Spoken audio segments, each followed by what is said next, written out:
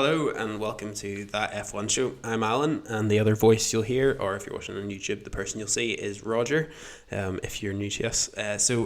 This week, another bye week, as I've been calling it. I don't know what else to call it. Basically no race, and then we're in Miami next week, and then we are back to Europe, and a few weeks in a row where we get some races. So yeah, a bit of a slow news week this week. Roger, not too much coming out. No. Anything stand out? No, I think obviously Miami's coming up, so going to be the first time being there to see how that looks. Have you seen any part of the track, Alan, or anything about it? Obviously, you know it's by the stadium, but anything else you know or have seen? Not really. I know obviously Miami's like on the water, so is there a marina? Or is there boats? Like, will it be like? This is Will it be actually like Monaco? Is it like the American Monaco? this is what I was coming on to. So, yes and no. Yes, as in there's going to be boats. No, as in they're not in water. So they've literally built a fake marina. They have, I know. So they have the boats that are this tiny little marina looking thing where you can walk on like the little decking bit. They've got about 6 or 7 boats, and then it's just wood that they're currently painting. Look like water around it, so it's just mad. I've seen a really good picture on Instagram of obviously the Abu Dhabi Grand Prix is called Yas Marina. So they've got Yas Marina, no Marina as the two pictures. But I've been watching little bits of them doing back and painting different bits, and the whole like a lot of the photos have been of this marina. So you'll see like obviously they will make it look good and they'll make it look real. Well, But that was going to be my question. Like, does it just look dumb and silly? I've been watching them do this throughout the week because it's just been an interest. And at the start, I was like, "This is the most ridiculous looking thing ever." First of all, like as you look at it, where from the camera angle, if you look at it, you're like, "Oh my word, this is pretty good." But then as it pans out and you look at it, you're like, you just know this is fake because there is no water for it. Once if this was real, the boat would move forward and literally have to reverse straight back in because there's no other water. It's not like it's a huge big lake. It's like the size of, so there's 7 boats. I'm going to say 7, might be 1 or 2 less or more, but you couldn't fit double the amount in because it would take up all the water. So it's that small. It's pretty Oh much just wow! like, yeah. It's I'm gonna bring it up here. it's like having a go-kart track and putting a bathtub in the middle. It is that Right. sort of a thing. So have a look for like if you're looking up for images, just type in man-made marina in the Miami Grand Prix. But especially because like obviously it's Miami, and I'm not sure if you've ever been. I flew into Miami and drove through it, but like it's beautiful. It is by the sea, but yeah, they they haven't got it. Oh They yeah, were. gosh, Do you see it? that looks shocking. But do you know that like, all these like think of Monaco, you think of Yas Marina, like the glamorous boats. Have you seen the boats they've put in? So No, yeah, they look like if the. you're listening to this, or if you're wherever you're listening to this, driving, doing whatever you do, if you're out for a run, you're probably thinking, what does this look like? If you're listening to this before the Grand Prix, but you will see. Please go have a look at the image of this. So yeah, so that's the only thing I know from Miami a week before it begins. It's going to be. I hope it's going to be a great race. I think it will be. Um, and sorry, Alan, what's your first thoughts on seeing it? First, your instant reaction. Let's see, I've got. Can I get it? I'm just seeing if I can get it on the screen. Maybe not. Um, yeah, like there's so much money in Formula One, and like Florida is like there's no Yeah, income tax. There's like it's a wealthy state, and you're like, what on earth? yeah. I can't get it on the screen. Unfortunately, I'm trying here. It's But like as you say, there's so much money in Formula One. Have you seen the races whenever there's a crash, and they literally bring out like broomsticks?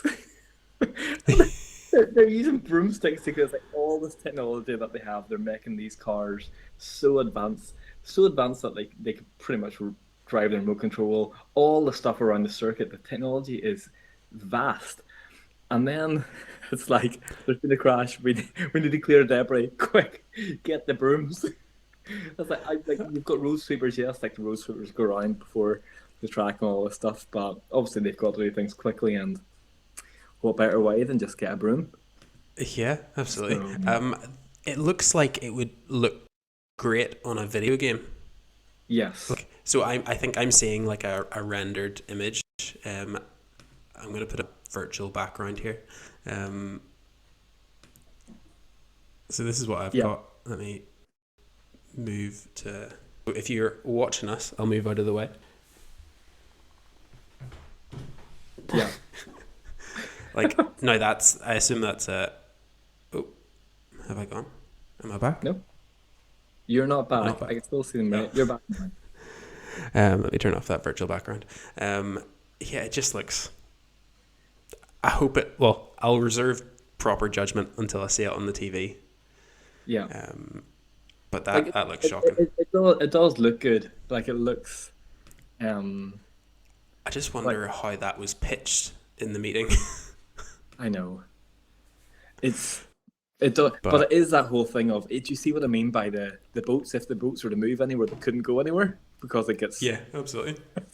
It's Yeah, it's and I just get what you mean it's by the nearly it's bathtub. just like it's nearly like a gimmick sort of a thing, like just to show that they are by the sea. And then even I do like so what they've painted there on the tarmac. Um, it's like that color, but they've done it cooler. If that makes sense, it looks like a proper logo Okay. brand of the Miami Grand Prix. It We'll does we'll look very post we'll post a picture to our Instagram account, yeah which is at that F1 show. If you haven't followed it already, so if you want to know what we're talking about, go there, or just yeah Google uh, Miami Street Circuit F1 Marina. so yeah. um, And so so yeah, I yes, suppose news wise this week there obviously hasn't been much. Just certain things I've been reading. Obviously we had the Imola Grand Prix last week, which was a sprint race, and the only thing that I've sort of picked up, which I've seen was an interesting little article, was on Guan Yu Zhou or Zhou Guan Yu. Um, he was saying how, as being his first season and fourth race in TF1, how the sprint race is a disadvantage to any rookie. How anybody who has been, first of all, if you've been to that track before, you know roughly what to expect in a Formula One car. He pretty much had 1 hour of a practice before qualifying, yeah, um, which I've never thought of this before, but I fully get it. I understand what he means. He's like, we've only had an hour. If the setup's bad your first few laps, you come in, you take time. Sooner or later, you've got half an hour to go out and do something before qualifying. And if your car setup's not right, you're not getting through Q1, so you're at the back for a sprint race. yeah, So he didn't have a great sprint race, crashed out, so he's back at the Grand Prix. And it's just like I understand. At the same time, sorry, yeah. Like you're gonna say something. sorry, no, I get that. I suppose maybe you were going on to say this, but like I completely understand. Obviously, you're a rookie. You haven't had as much time in the car. Now those guys obviously have raced there in F2, so know the track. But yes, it's a completely different setup. But at the same time, you could complain the first race of the season is a disadvantage for the rookie. Like, Yeah, it's like you're a yeah, rookie, get used to it. Like that's what you're there for. Like it's supposed to be new and different, and you're yeah. supposed to prove that you can get past that if you want to stay. It's true. I think they've only had 3 sprint races, so it's new to everyone. They're all rookies to a sprint to that sort of a thing, if that makes sense. Yes, they might have 3 more because of last year, but I get it. My only thing is that he's come from F2. F2 is all sprint races. Like he is used to a sprint race format Format. where it's quick. Yep, like you've got to go in, get your car set up done quick. You've got qualifying coming. You've got sprint race. You've got a reverse grid. All of this, like he's used to that. It's just really what he's saying is I didn't have long enough to get the car set up. So yeah, Yeah. just so that's the only And thing I've read, and it's something that I've never really thought about being a yeah, disadvantage to anyone. But at the same time, every car is different this year. They're all so different. Like I think they're all sort the of same. sticking with the sprint race, I think it's just a rumour to start with, but I've heard, and you've maybe seen, that they're maybe going to bring in 6 for next season. Good. Did you think I was going the opposite way? Oh yeah, I did that, or make it like 40 laps or something, like 10 less than on. So I was like, please don't do this. Yeah, so potentially 6 for next season, which is strange. Like, you'd think that they'll, especially by the end of this season, they'll either know if it works or not. Yeah. Like, the idea was to test this out. Could it be a thing? Yeah. But why introduce it to, like, why just Actually more. incrementally make it just commit, or say do half? Yeah. But yeah, I suppose more the merrier in both our opinions, I imagine. Yeah, I think so. Absolutely. It's interesting, actually. I read a thing with Yuki Tsunoda, just about, now, if you've seen Drive to Survive, which, if you're listening to this, I imagine you have. You either watched it because you're a Formula One fan, or you watched it and got into Formula One, looked for a podcast, found ours, thank you, and gave it a listen. So I assume everyone who's listened to this has seen Drive to Survive. You'll notice one of the episodes is on Yuki Tsunoda and how, I suppose, just immature he is for an F1 driver, how he doesn't want to get fit, doesn't want to really do any work. He just wants to get in the car and drive. But I read an article about how he's really dialed that in this year, and how he's really stepped it up, and committed to fitness. And I suppose that shows he's actually had such a great start to the season in comparison to how he did last year. But just, I saw an interview with Lewis Hamilton and Graham Norton. Now, this was a couple of years ago, and I only came across it recently. But he's talking about actually the difference that can make in an F1 car. So I'll play it here. If you're obviously on YouTube, you'll see it, but hopefully you'll hear it nice and clear. This is Lewis Hamilton on Graham Norton a couple of years ago, maybe just a couple of seasons ago at least, just talking about the importance of weight and how that impacts your performance in a race car. Is this a lesson? I'm going home in it. When I joined this team, I joined Mercedes 7 years ago. And when I came, everything's about weight. You want to get the weight as low as possible.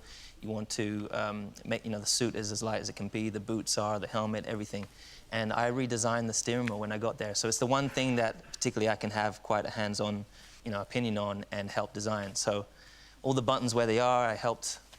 All of that. And do you win at Tetris when you play? I'm good at games. That's what it looks It does look like it, doesn't it? Yeah. Yeah. But what amazes me about So this... would I slow you down if I was in the car? Would that weight, would that slow you down? Yes, That'd make a big difference, me in the front. it would. How much you weigh? Oh, wow. 13 stone. Yeah. Yeah. I'll be at the back. Also, I'd be screaming and crying. Might put you off as well. That won't put me off. That'd be pretty good to do. But now, the weird thing about this, you look at all this high tech. None of these buttons operate air conditioning. Is this right? There's no AC. No. What? Well, no. He's a multimillionaire driving. He deserves AC. Why don't you have air I wish I conditioning? did. Jeez. Why don't you have air conditioning? Because it's all about weight. So you have to get rid of that. There was never AC in. Oh, I've never seen Imagine that! You just open the window, don't you? It's very breezy. I know. At those speeds, it's too much. No, yeah. No, but weight actually, 10 kilos of fuel in the car costs 0.3 of a second every circuit per lap. So if I'm a kilo overweight, I can lose up to 2 seconds in the race distance. So my weight is very important. And also during the weight, I lose up to 4 kilos in the race in an hour and 45 minutes. Yeah. But this is because it gets so hot, isn't it? So if you're in somewhere like no, Singapore or Malaysia or something... Yeah, those ones are killer. But also because it's just incredibly physical. Yeah. And the G-force that we pull when you go... I mean, the thing's like on rails. So when you're doing 150, 180 miles an hour and you turn, the thing turns and your body wants to go the opposite way. So you have to have a really good core stability. You can't be big and bulky. If you have your weight... if I was super muscly up here, my weight would be too high. So I have to do lots of squats from the butt. OK, so... But... I'd like to watch that routine. Yeah. Do you have to get to your driving weight? Yes. Oh, OK. Yeah, so actually, so each year the car is built to a certain weight, but at the beginning of the year it's heavy. So they asked me to be a certain weight, so a little bit lighter than normal. But then the car goes through a weight saving process through the year. And but yeah, I think What for do the you first, take away though? What can you take away if it's if the car's too heavy, yeah? Why is it they'll too- take components off. So if the car's overweight, they'll just take certain devices off the car, which gives The it time bike for a rack. second. We don't need that. There's a small bit. Caravan.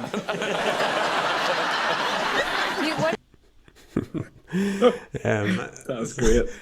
That was actually a bit longer than I anticipated. But yeah, so I find that fascinating. Just now, he says, was it 2 seconds off like total race pace if he's a kilo overweight? Yeah. But so yeah, when you see, well, what was it, first race of the season? Or no, was it first race of one of the first 2 races of the season? Like Charles and Max were separated by less than half a second. Yeah. So that shows you how crucial that weight can be. So It does. what do you think about that? Sorry, I'm going to switch on my light. It's really fine. I think that, first of all, two things that was a great interview. I've never seen that before. That was so good. What I loved is seeing Ricky Gervais. Do you see whenever he says, crack the window down and done this?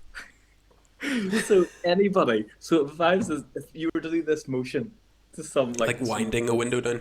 yeah, like Arthur and Ellie, that's the names of my kids. Like they would have no idea of what that was. It's like, what do you mean you used to turn the window down like this? It's like when the automatic buttons up and down for a window.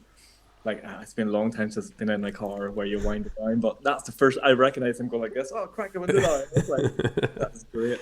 But the other thing that I've noticed actually is another thing I've seen this week from the Grand Prix last week, which you might have seen the news about Williams. Did you see that they removed some of the paint off the car to try and save weight? So Lewis really? is talking about a kilogram. So a kilogram, I think of a bag of sugar, like that sort of a weight. It's quite heavy. Like how much are they trying to save weight whenever they've taken part of the paint off the nose and part of the paint off just in front of the wing at the back is where they've really taken. So it's just like black instead of that dark blue that they had. So they've taken that off so that they're trying to save as much as they can. Now, if Lewis from a kilogram saved 2 seconds a race, realistically, how much did that tiny wee bit of paint weigh? I'm going to say 50 grams. It's not like Williams are pushing for the win here. Yeah. It's like, do we finish 13th or 13th and a wee bit closer to 12th? I don't know. They mustn't have much else they can lose off that car if they're going for paint. Or maybe that's just Latifi trying to finish ahead of Albon by a couple of seconds. I Or not just even a couple shouldn't spin. Sorry, harsh. Well, maybe they've realised that works. Maybe he crashes, scrapes the car a little, and then they realise he's a wee bit faster in the race. And they're like, oh, there's maybe something to this. Speaking of Williams, there's lots of rumours flying around about Latifi's future. I say lots of rumours. I heard that they may try and replace him earlier, before the end of the season. And then they can put the paint back on the car. Yeah. He's too tall and heavy, so they're just going to bring in someone small and lighter. Yeah. Sonoda. I think that could happen. For sure. Yeah, he's just How long- constantly making 3 mistakes. years? 3 years he's been there now? Or 4? Is this his 4th year? He's been with George I think Russell. this is his 4th season. Yeah, that's they are now at the point in the new season where they need somebody helping to develop that car. Like, I think Albon's good. He hasn't been around Formula One long enough to know. Like, they need like a Bottas. Bottas was a great shout for Alfa Romeo.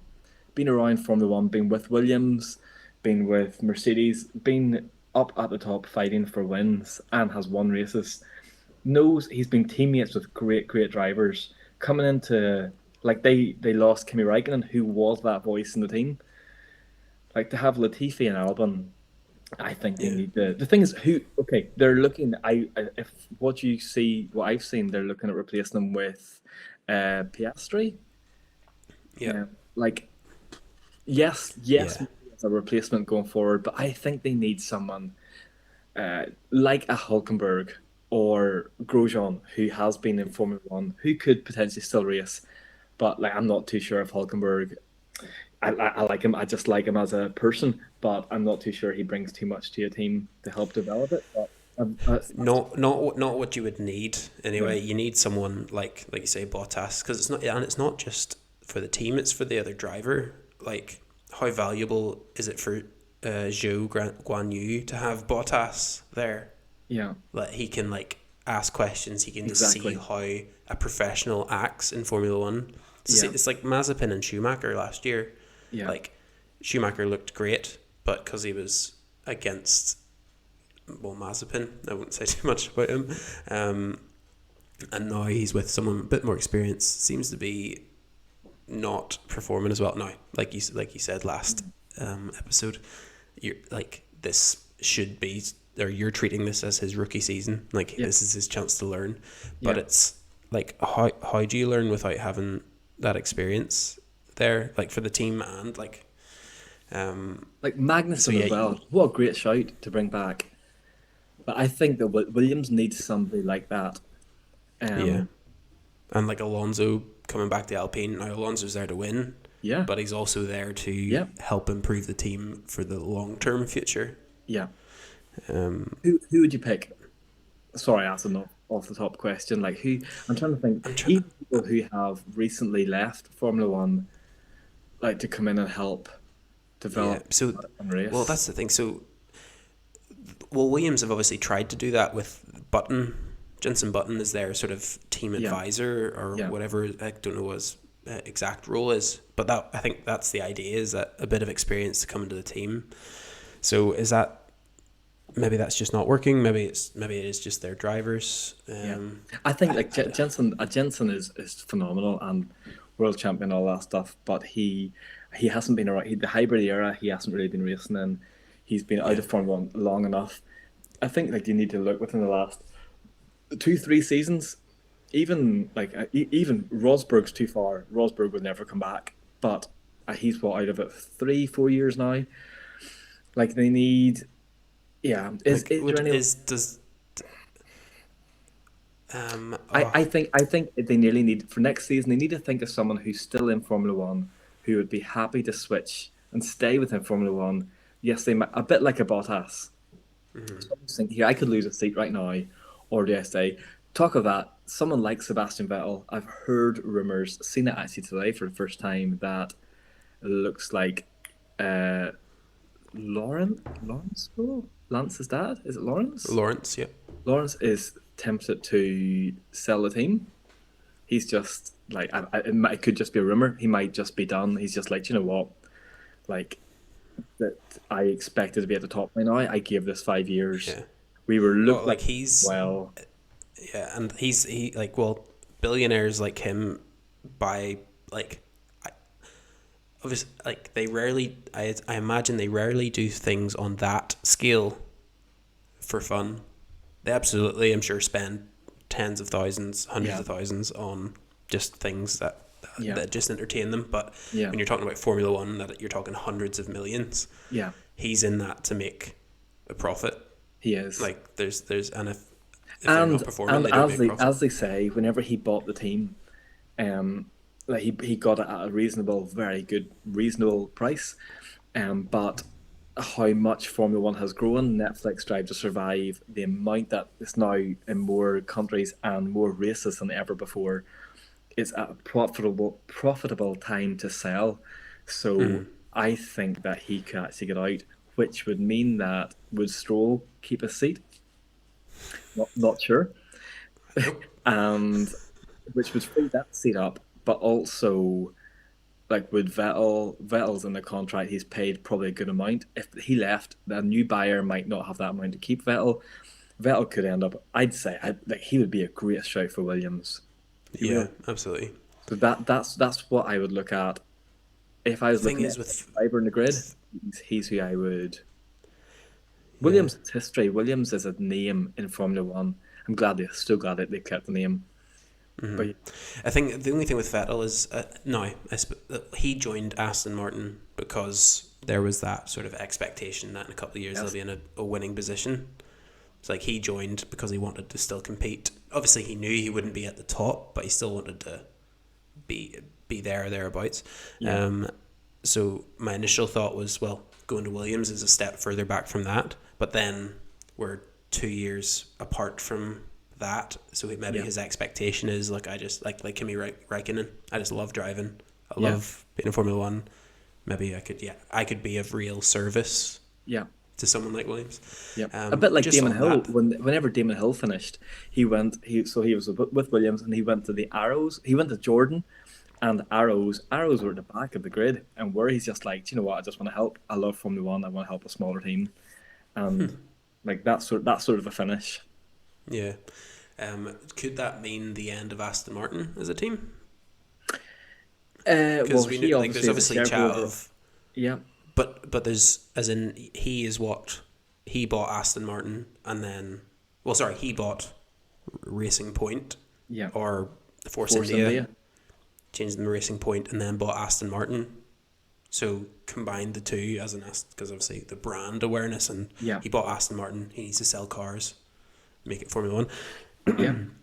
There's obviously chat of Audi and Porsche, or like, I suppose above them, the Volkswagen group getting into Formula One. So there was maybe chat that Audi would buy McLaren and still race under McLaren, but that means they'd be in Formula One. But could this be an opportunity for another car manufacturer to?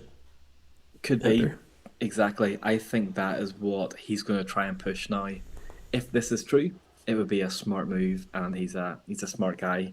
But yeah, if so, then that could be great. It really could, for them. So the race next week, Alan, they've got coming up, and then Monaco the week after. I think these are going to be two very different kind of tracks.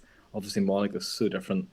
Brand new track to one of the most historic tracks alongside Silverstone. Quick early prediction. This isn't my Ask Alan, by the way. I'll do that straight after. But quick prediction. Do you think the Rebels are now going to start storming ahead? No. Ferrari. No. Ferrari get it. Yeah. George Russell win. I think Mercedes will come back. No, I think it's next race. No. I think it's Monaco. No. But I think maybe the next two races I'll go a Red Bull win in Miami and a Ferrari win in Monaco. Oh, I would take that. 100% take that. And then a Mercedes win after that. Do you know what? I laugh because I don't think it's going to happen, but I would love it to happen just for the. So that's the Spanish Grand Prix, where Mercedes have been strong. They weren't strong in testing though. Whenever it was there, they weren't strong. No. Yeah, but their car wasn't strong. I think they'll come back stronger. Sorry, their car is super now. Yeah. Oh, absolutely.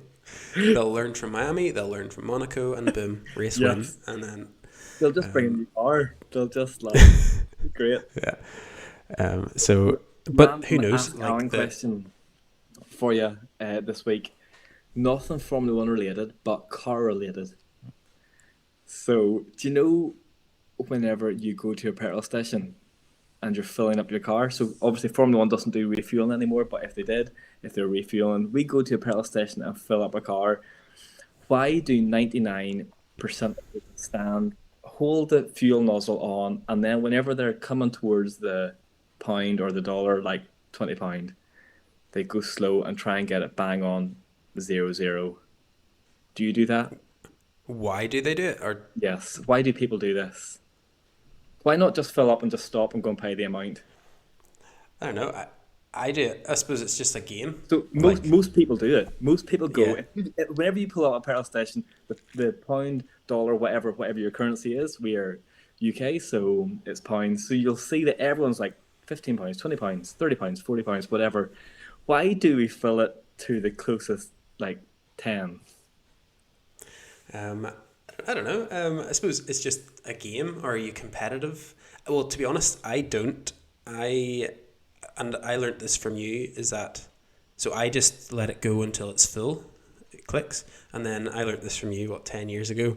Is that then you let the car sit? You maybe give it a good shake. And There's then you always can that get, like, more. Yeah, you can get like 4 extra quid in there. You can.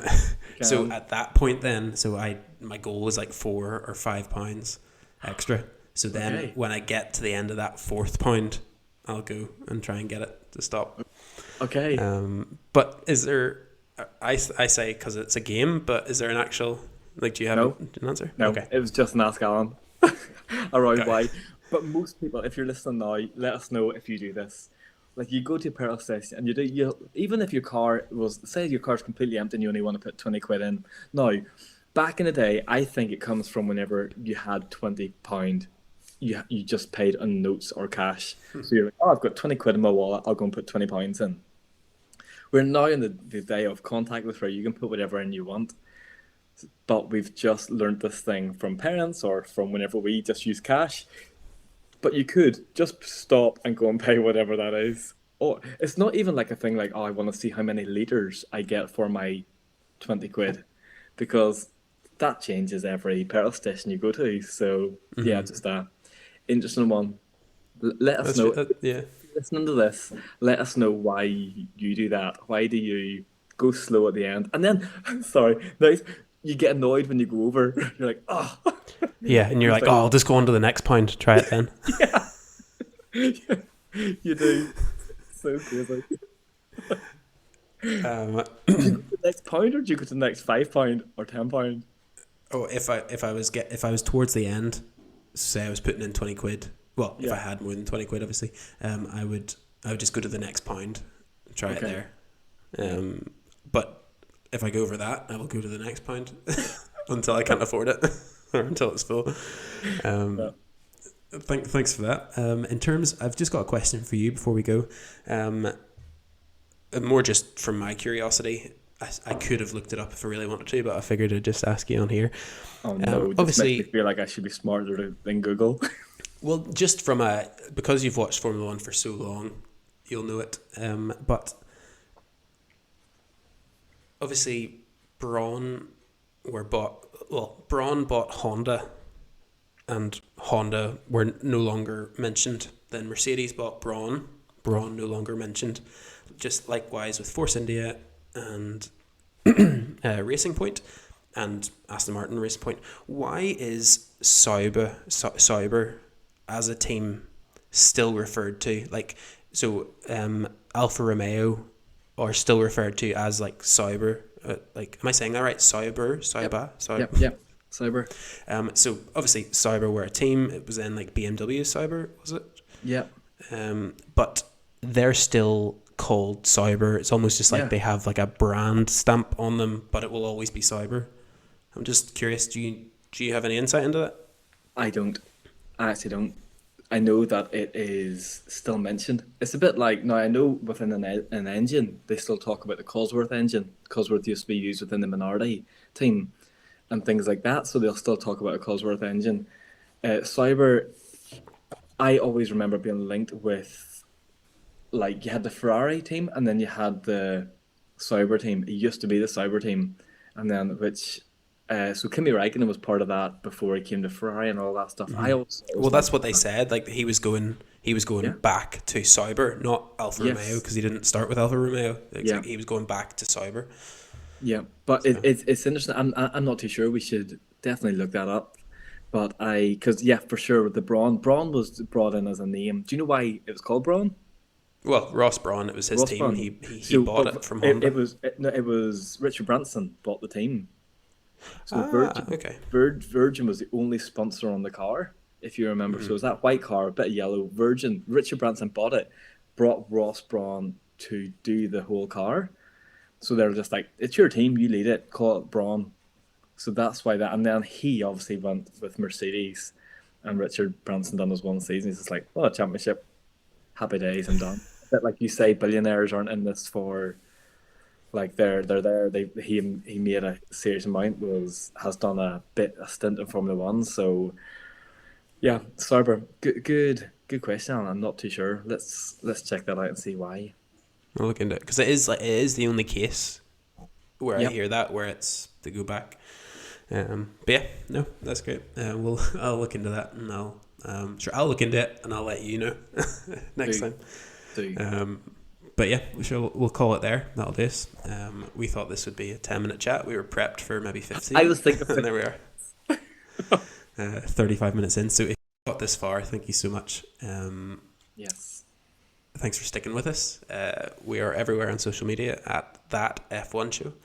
And if you have any questions for us, DM us, or you can send any question and your Ask Alan if you want to know anything about me, or if you want to ask me any question, to thatf1show@gmail.com.